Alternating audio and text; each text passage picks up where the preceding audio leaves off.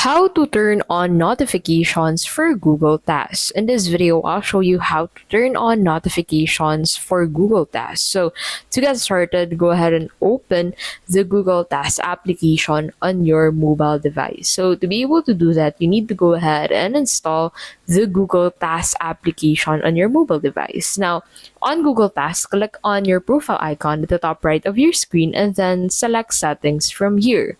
And this will take you to your settings page. So you will basically find all of the accounts that you have on Google there.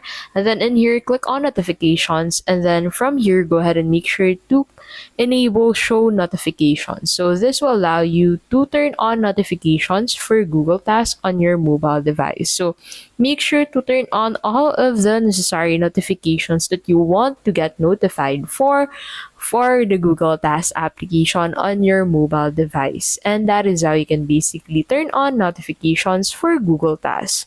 If this video was helpful, please don't forget to give this video a like and subscribe for more videos like this.